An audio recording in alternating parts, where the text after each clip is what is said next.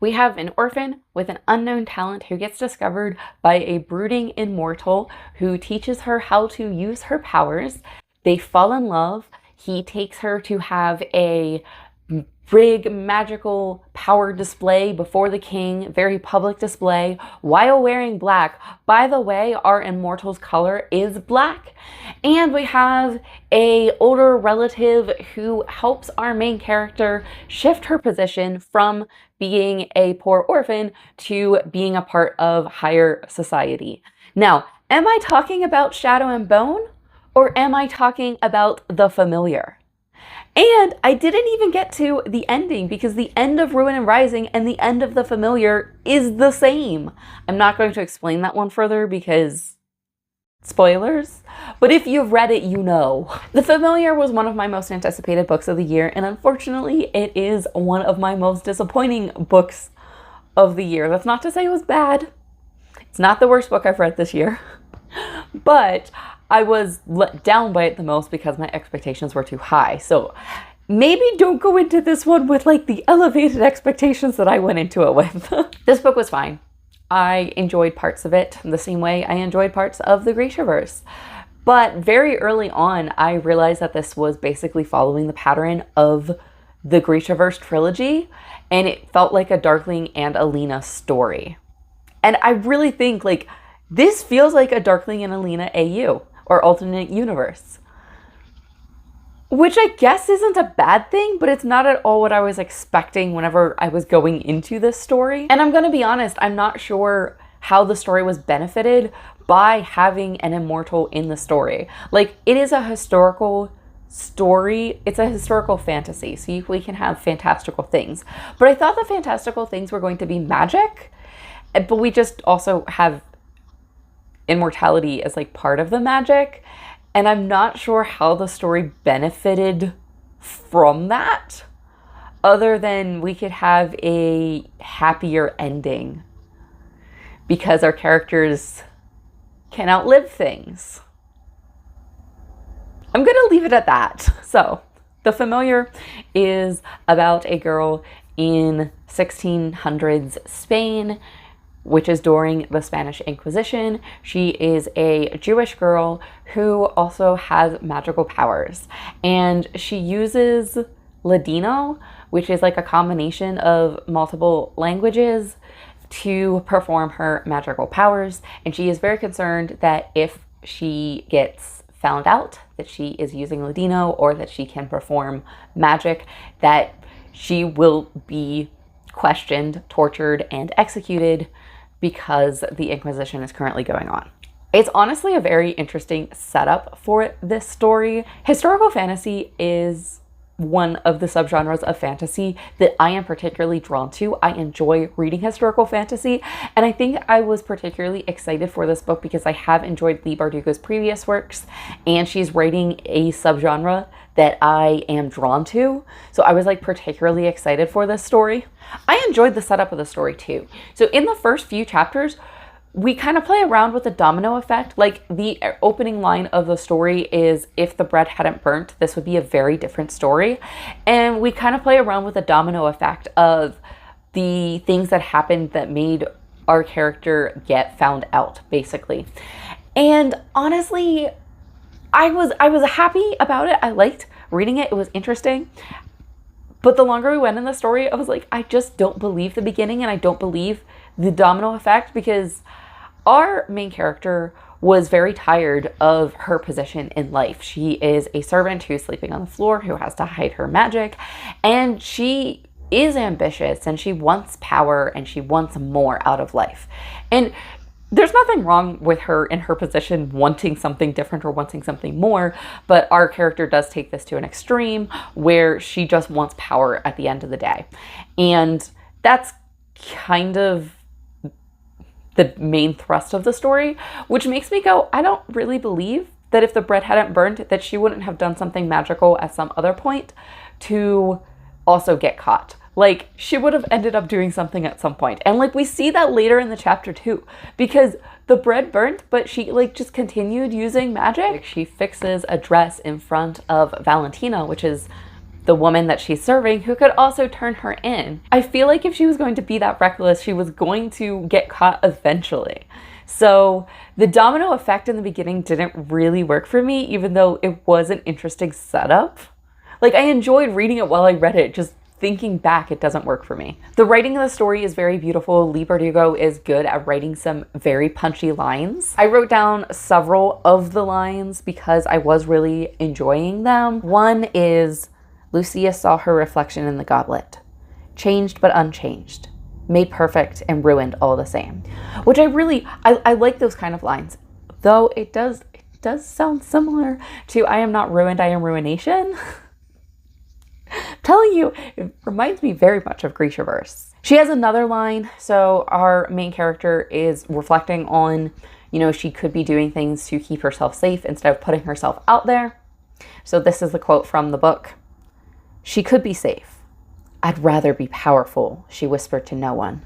She had some very punchy lines like this. I enjoyed the writing, but I will say we do have a lot of modern language used in this book. So if you're someone who, when you read a historical book, that modern language completely takes you out of the book, this one might not be for you. It doesn't completely take me out of a book. I can still enjoy a story set in a historical time that uses modern language, but it is something I notice. So I just want to make note of that, even though it's kind of a neutral thing for me. We also had a really interesting line where our main character does magic in Ladino, which is like a combination of languages. But there is a time like she lies and says, oh, I'm using Spanish, because she knows she could be questioned for using Ladino. And there's a response that like, no great miracle has been worked in Spanish, because Spanish uses its time or its power for conquest and command rather than performing miracles. And I found that line like really interesting, but then I felt like that theme wasn't really explored. I felt like there were some themes that were just like touched on, but never really like delve deep into, and it would have been interesting to dive deeper into these themes. Speaking of themes, I do think one of the big themes was just like how power hungry our main character was, how ambitious our main character was. So relating it back to Shadow and Bone, I do think in some ways the personalities between Alina and the Darkling were swapped, because Alina, Lucia is basically Alina, and she is the one who's like super ambitious and power hungry, and Sant Angel is basically the Darkling, and he is more passive in this story. He's definitely not like ambitious and power hungry. I mean, it's definitely a different take on the Darkling and Alina. It's just we hit some of the same story beats. We do not have a love triangle in this one, which I appreciate that we did not have a love triangle in this one, though we do still have cringy moments. Like, Lucia's scent is oranges. She just like puts off this scent of oranges. It's not a perfume, because Sant Angel basically tells her at one point, like, you know, you shouldn't be wearing that and calling attention to yourself. And she's like, oh, I'm not wearing anything. And he's like, oh my gosh, she just naturally smells like oranges, which is so weird because like maybe that's part of her magic. But that also comes into play later, because like Sant Angel's one of his abilities is to influence those around him. So whenever our characters fall in love and then have sex with each other, Sant Angel is just like overtaken with passion, and then that influences everyone around them. So like everyone in the vicinity is also overtaken with passion and decides to have sex or write love letters or something super passionate, and also has oranges involved in it. Like seriously, every single one of them we went through. So we had like, it was kind of like a closed door scene, but like we have Sant Angel and Lucia, and then we like just extend out to like, oh, the guards outside their room and the people down the hall and the mice and the birds. Like literally everyone, they're overcome with passion and also something to do with oranges. Was that really necessary? Was that really necessary? It just seemed whenever I was reading it, I was just like, what am I reading? What am I reading right now? So there's just some things like that. I'm just like, why? It also felt like our characters had a single personality trait. So, as I've already said, Lucia's personality trait is ambition. Honestly, a lot of our characters' personality traits were ambition, aside from Aunt Angel, surprisingly. But like pretty much everyone else, like they want power, they want more. And they are looking to social climb, and a lot of people around Lucia are trying to use her in order to social climb.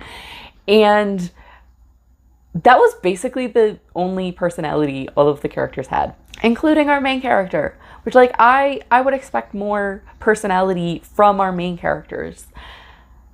It was kind of, the characters feel a little shallow. They feel kind of not filled out, not fleshed out. And then on top of that, it's possibly because they felt so shallow and not fleshed out and not like I could really get in and understand all of their motivations. But I felt kind of distant from the characters. I didn't really feel like I could get immersed in this story, and I felt like I was kept at arm's length from these characters. I mean, because of the way the story was set up, I was kind of rooting for a corruption arc. And I think it could have been fun to see a corruption arc, but that's not what we saw in the story. Basically, our main character wants power until she falls in love and she realizes love is more important than power, which is fine. I was not a fan of the love story. I was fine with it. It was okay. I wasn't rooting for them as a couple. So I was just like, okay, fine, they fell in love. I don't really get it, but sure, whatever. And it wasn't something that I was just like really rooting for them.